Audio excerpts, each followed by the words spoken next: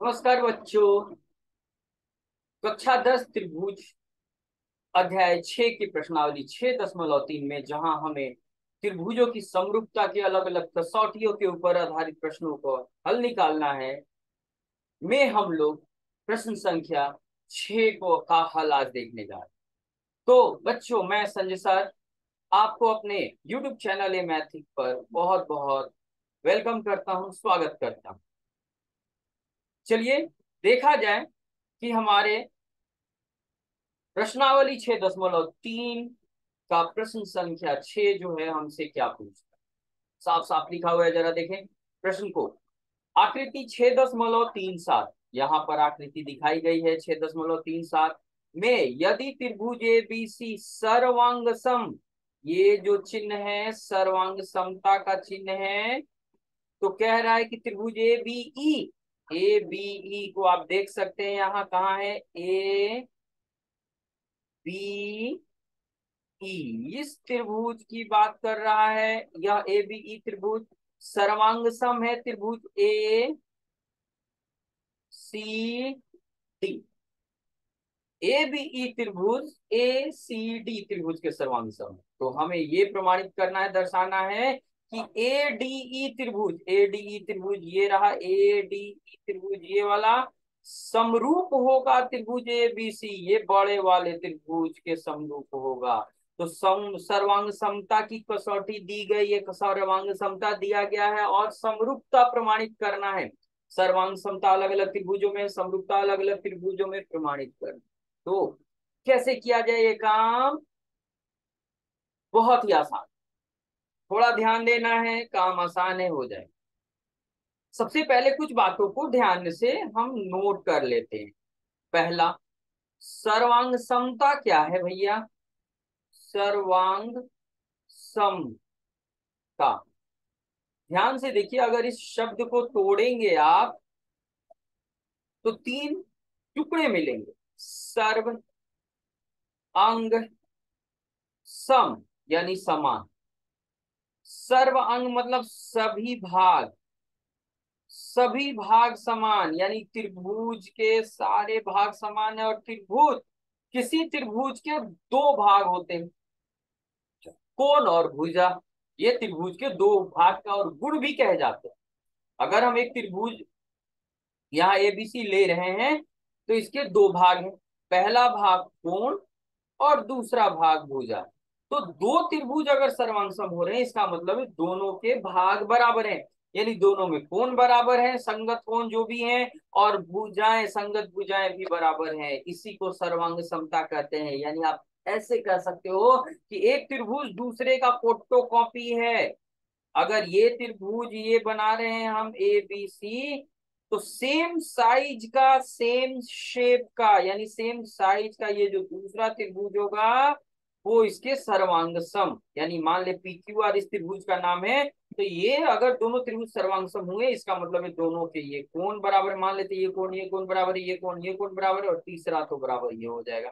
साथ में ये भुजा इस भुजा के बराबर है, ये भुजा इस भुजा के बराबर है, और ये तीसरी भुजा इस तीसरी भुजा के बराबर है। इसे ही कहते हैं सर्वांग सम। ठीक, तो अगर त्रिभुज सर्वांग सम है तो सभी अंग बराबर हैं।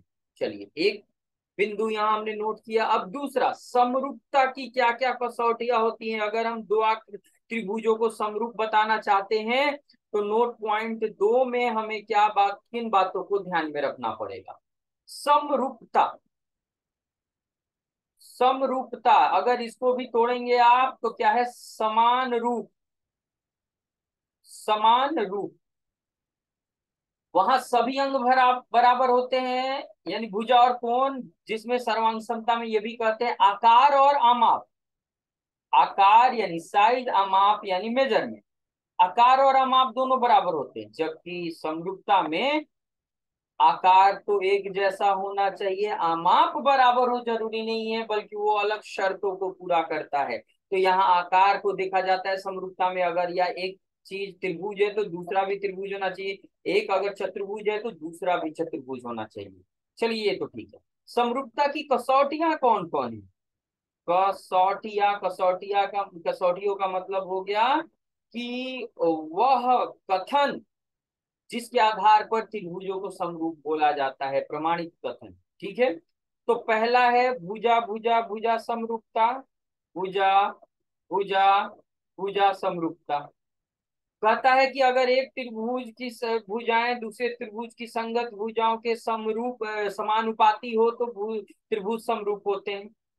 फिर से सुनिएगा, एक त्रिभुज की भुजाएं दूसरे त्रिभुज की संगत भुजाओं के समान अनुपात में आए तो त्रिभुज समरूप होते हैं। दूसरा, कोण कोण कोण समरूपता, यानी एक त्रिभुज के कोण दूसरे त्रिभुज के संगत कोणों के बराबर हो तो त्रिभुज समरूप कहे जाते हैं। और भुजा कोण भुजा समरूपता, ये तीन समरूपता में से एक हमारा काम यहाँ करेगा, भुजा कोण भुजा, यानी त्रिभुज की दो भुजाएं अनुपातिक हों और उनके अंतर्गत बने कोण। जैसे ये दो त्रिभुज हैं तो ये भुजा, ये जो दो भुजाएं हैं और ये जो दो भुजाएं हैं ये समान अनुपात में और दोनों भुजाओं के बीच बनने वाले कोण बराबर हो तो इसे भुजा कोण भुजा समरूपता कहते हैं। और इसका प्रयोग करके ही हम यहाँ इस प्रश्न का जवाब देने वाले हैं। तो चलिए आगे देखा जाए इन बातों को समझने के बाद कि हम इस प्रश्न को कैसे हल करते हैं, जो दर्शाना है वो कैसे दर्शाना। तो त्रिभुज का चित्र बगल में बना हुआ है, सामने है हमारे। अब जो दिया हुआ है कि दोनों त्रिभुज सर्वांग सम है, तो इससे जो जो स्थितियां बनेगी, जो जो रिजल्ट मिलेगा, परिणाम मिलेगा, उनको नोट करना है। त्रिभुज सर्वांग सम हो तो सारे भाग बराबर होते हैं। और इसमें नियम है कि जो कोण बराबर होते हैं उनके सामने की भुजाएं बराबर होती है, इस बात को भूले नहीं। क्या बताया मैंने, सर्वांगसम त्रिभुज में जो जो कोण बराबर होते हैं उनके सम्मुख भुजाएं यानी सामने की भुजाएं बराबर होती है। क्या है ये दिया हुआ है, त्रिभुज ए बी ई सर्वांग समता का ये चिन्ह है। त्रिभुज ए सी डी ये दिया हुआ है हमारा कि भैया दोनों त्रिभुज सर्वांग सम है, यानी इनके सभी अंग बराबर है। तो इस आधार पे हम क्या बोलेंगे कि इसके सारे भाग बराबर हैं, कोण बराबर भुजाएं बराबर। तो देखिए जरा, नाम के क्रम पर विशेष ध्यान होनी चाहिए। यह त्रिभुज का नाम ए बी ई, पहले ए बाद में बी बाद में ई आया उसके बाद, और इस त्रिभुज में ए फिर सी फिर डी आया। तो जो पहला नाम अक्षर है वो पहले अक्षर, दोनों में देखिए पहले पहले अक्षर और आकृति में उस अक्षर की पहचान कीजिए। ए है तो पहले त्रिभुज में ए शीर्ष पे बना एंगल और दूसरे त्रिभुज में ए शीर्ष पर बना एंगल कोण बराबर होते हैं। इसी तरह से दूसरा शीर्ष बी जो है, बी कहाँ है, यहाँ है ये पॉइंट। तो इस जगह उस त्रिभुज में ए बी ई त्रिभुज में बी पर जो कोण बना है यानी यह कोण, और इस त्रिभुज इसमें देख लो क्या है, बीच में सी है, तो बी पर और सी पर जो कोण बने हैं वो बराबर हो जाएंगे। फिर ई, ई कोण कहाँ है इस त्रिभुज में, ये पूरा कोण ई है हमारा, और डी कोण कहाँ है, ये पूरा कोण डी है, ये बराबर है। अगर ये बराबर है तो समूह भुजाएं बराबर। तो हम कहेंगे यहाँ कि कोण ए बराबर कोण ए है, साथ में कोण ए बी ई, देख ले ध्यान से, ए से बी ई ये, और कोण ए सी डी ये बराबर होंगे। फिर तीसरा कोण ए ई बी बराबर कोण ए डी सी, कोण बराबर है, साथ में संगत, यानी जो कोण बराबर उनके सामने की भुजाएं भी बराबर है, भुजाओं को भी लेकर चलना है यहाँ। तो देखिए जरा, कोण ए के सामने की भुजा त्रिभुज में बीई है और उसी कोण के सामने की भुजा दूसरे त्रिभुज में, हम किस त्रिभुज की बात कर रहे हैं यहाँ लिखा हुआ है बाबू, तो हम उन्हीं को देखेंगे, उन्हीं में काम करेंगे, बाकी त्रिभुज को नजरअंदाज करेंगे। हम त्रिभुज ए बीई की बात करें तो कोण ए में बराबर है दोनों में, त्रिभुज ए बीई और ए सी डी में, तो ए के सामने बी और ए के सामने दूसरे त्रिभुज सी डी बराबर है, तो बीई बराबर हो जाएगा सी डी के। साथ में क्या होगा, कौन कौन बराबर है बंधु, तो बी पर ये कौन, तो इसके सामने की भुजा ए ई बराबर हो जाएगा सी के सामने की भुजा ए डी के। तथा अंत में क्या हो जाएगा, कोण ई, ई पर जो है ना कोण, ये इसके सामने की भुजा ए बी है, पूरे कोण के सामने की भुजा, और उधर डी के सामने की भुजा ए सी है, ये सब बराबर। अब जरा देखिए ध्यान से, यहाँ हमें जिन त्रिभुजों को समरूप बनाना है वहां पर भुजा कोण भुजा समरूपता को प्रयोग में लाएंगे, ये कसौटी पर इसको प्रमाणित करेंगे। तो भुजा कौन भुजा, कौन से दो त्रिभुज, ए डी ई, यह ए डी, यह त्रिभुज और ए बी सी बड़े त्रिभुज। तो हम इन दो त्रिभुजों में दो भुजाओं का अनुपात बराबर दिखाएंगे और उन भुजाओं के बीच बनने वाले कोण बराबर हो। तो देखिए ए डी ई त्रिभुज में हम ए डी ए ई का अनुपात ए बी, बड़े त्रिभुज ए बी सी में ए बी और ए सी का अनुपात यही लेकर चले।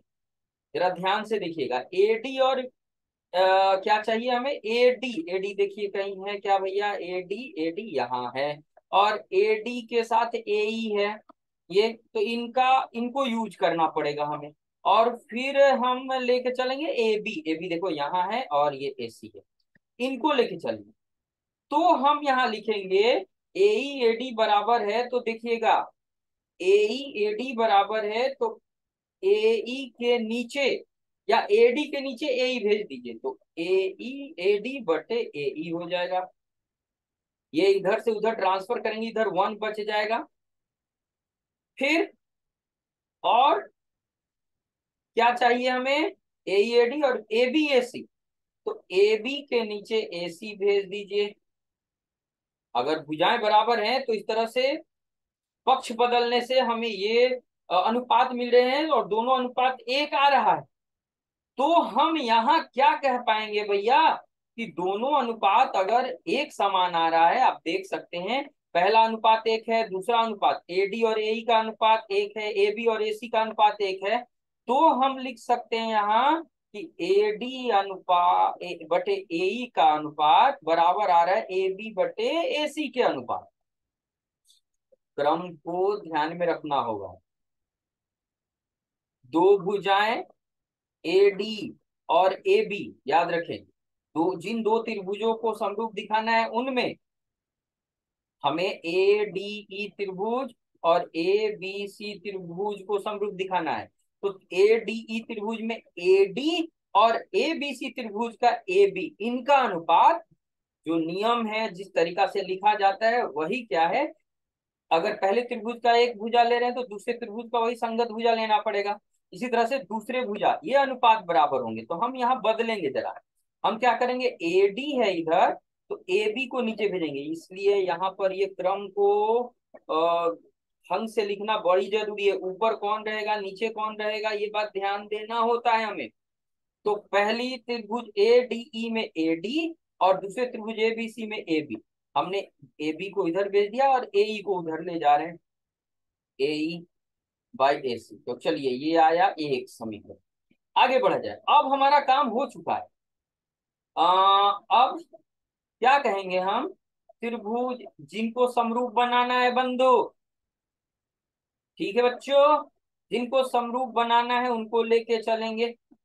आप देख सकते हैं ये कोण बराबर है, कोण ए दोनों त्रिभुजों में देखा जाए ए डी ई त्रिभुज में ये कोण है और ए बी सी जो नाम पढ़ रहे हैं उसको तस्वीर में देखते जाइए, में भी ए कोण है, दोनों बराबर है। और यह कोण ए डी ए ई और ए बी ए सी के बीच बना है, तो हम ये एक से लिखेंगे कि ए डी बटे ए बी का अनुपात और ए ई बटे ए सी के अनुपात ये बराबर है, कहाँ से लिया हमने, एक से, समीकरण एक से लिया।